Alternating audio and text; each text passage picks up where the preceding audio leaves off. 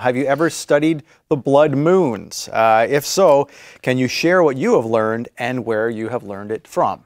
Okay, well, first of all, blood moons, this is kind of a new thing on the block, what it's speaking of is a lunar eclipse.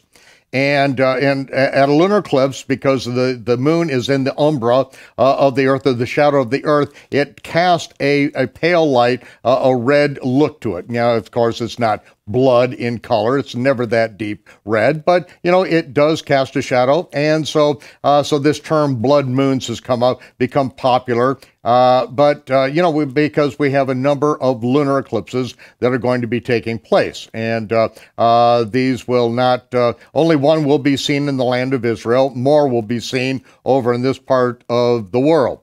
And the signs, as it says in the book of Genesis, that the Creator put the sun, moon, stars, and planets in their courses and said, let them be for signs and for seasons, for days and years. And the signs in the heavens, Robert Scott Wadsworth wrote a wonderful book on this, A Voice Crying in the Heavens.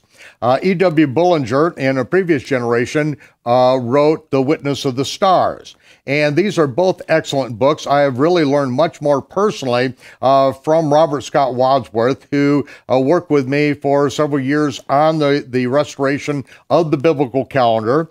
And he learned right along with me from the rabbinic scholars and from the Karaites about the Aviv barley. And he's going to be with us in one of our episodes coming up very soon. But I've learned a lot from him, but you'll see a lot more detail in The Great Secret of Solomon's Temple. Now, this I did about 13 years ago, and this is what started to put a lot of people on notice about the signs in the heavens and the biblical calendar. This is where I introduced Nehemiah Gordon to the Western world, to the Messianic community. And so it was after that we've done many things.